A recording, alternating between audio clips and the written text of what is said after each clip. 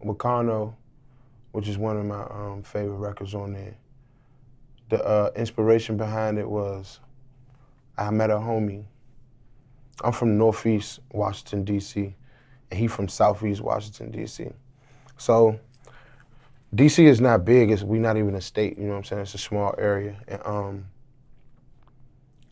it hurts me to this day that I really don't remember the specific way of how we met. But I know we met through business, right? We was doing little money transactions together, getting money, you know what I'm saying? And he was always drinking lean and I was always drinking lean. And you know, sooner or later, one day, one of us gonna wake up and we ain't gonna have no lean, or our lean man ain't gonna have no drink, you know what I'm saying? And we just started linking up more like on a personal level. When we wasn't doing business, some nights we would just go and buy all the drugs in the city, like literally. Whoever had all the Percocets, all the Xans, and all the lean, we would go buy it all so we could have it to ourselves, and we'd just ride around getting high, you know what I'm saying? And I spent a lot of time with him like that, picking him up from certain places. He would pick me up from certain places, and our bond just grew. But it's crazy because it grew through money and drugs. Like I don't think, now I know people that know him, he know people that know me, but at that point we didn't know anybody who knew each other. We ain't had no mutual friends. We just met strictly through business, and we grew on a personal level. And he was a well-liked guy in the city. A lot of people loved him, but when you got a lot of love, you got people who secretly hate you too. Motherfuckers ain't gonna let it be known that they don't like you or that they really wanna rob you. They not gonna let that be known, but they know in the back of their mind, they if they could get up on you, they're gonna rob you, you know what I'm saying? And you got certain people who you know that you're gonna have to kill him because he's not gonna willingly give you his money. I'm not gonna willingly walk you to my safe. I'm not gonna willingly walk you in my house around my kids. I'm not gonna willingly do that. You know what I'm saying? So when I was in LA spending time with my son, this was the first time my PO had gave me permission to travel. I was in LA with my son, and my phone kept on ringing. I took my son to see Avengers. And I was in the movie theater. I didn't want to answer the phone, and my phone kept on ringing, kept on ringing, kept on ringing. I'm like, why they blowing me up like this? Like, they know I'm in LA. Like, they know I'm with my son. Why they calling me like this? So my manager had text and said, call me ASAP, Karno got hit. So I'm like, damn, man, Karno got shot?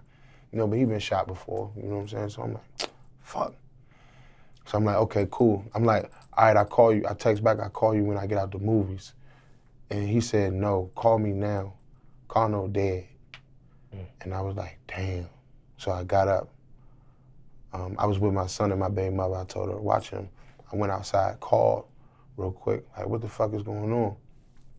And that's when he told me that basically they just killed Karno and his baby mother.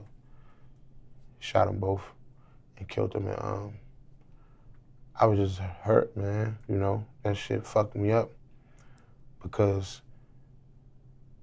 in the streets, you know, a lot of people say in the streets there ain't no rules, and that's true. But when it comes to this gangster shit, we got a certain aspect about going about it, and we know that, you know, you don't kill no women and no kids. That's just not what you do. Period. I don't give a fuck how much you hate this person. That's just not what you do. Especially not in DC. Certain cities that might be different, you know what I'm saying? But in DC, it just wasn't at that level. So when I had heard that they had shot up both of them, I was just like, I was just fucked up about it. And I missed them, man. So every time I touch the cup, every time I pop a perk, I think about them. Honestly, I really do. And so when I was creating this project, man, when I was creating that song, I said, damn, Karno would have loved this joint right here, you know what I'm saying? There's some shit that would have banged in the whip and we would have rode around and we would have played this shit 4 or 5 times. And that's why I named that record Karno. How soon after his death did you make this song? How much time had elapsed? I would say maybe 2 months, maybe 2 months or so, because Karno died. And I missed the funeral too, because he Muslim and they buried him fast. I missed the funeral too. And so I would say maybe a month or two after he died. Like, I've been had I got a lot of records where he was in the studio with me and I recorded and I shouted him out in records and shit like that. But that record was the first time I ever had to say, you know, on the end of the song it say, money is the convo, rest in peace to Karno. So that was the first time I ever had to say, rest in peace to him. So yeah, that's a special record to me. Creating that song, was it emotional? Yeah. Yes and no. I mean, it's a weird feeling, man, you know. I would say yeah because it's in memory of him, but I would say no because the record is so fun. When you hear it, it's like I walk in the trap with a K, I'm rocking Da Vinci and Bape. It ain't a sad song at all. You know what I'm saying? It's like he used to call himself a rich junkie.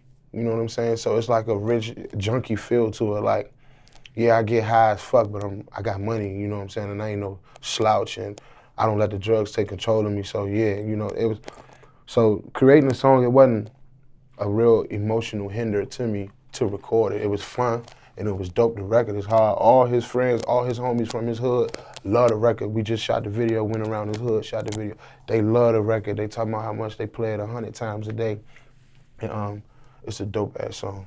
So maybe bittersweet, not emotional. Yeah, bittersweet. It wasn't emotional, man. It's only emotional to me, man, when I'm alone by myself and I'm listening to it by myself and I play back the images of us riding around, laughing, getting high. We used to do dumb shit like buy all the cream sodas out the neighborhood store. So a motherfucker might call and be like, hey Mo, you bought all the sodas? You bought all the cream sodas? Yeah. Man, where you at? I need one of them cream sodas. Nah. You know what I'm saying? So when I listen to the record, I think back about shit like that. Like, we used to do shit like that on purpose. Like, that was just what was fun to us. Just curious, though, one more question about something of this matter. How do you cope when someone of this nature close to you passes away? Man, working, staying busy, you know. Working, man, and being around love, and I ain't gonna lie, shit, getting high, man. Fuck, getting high.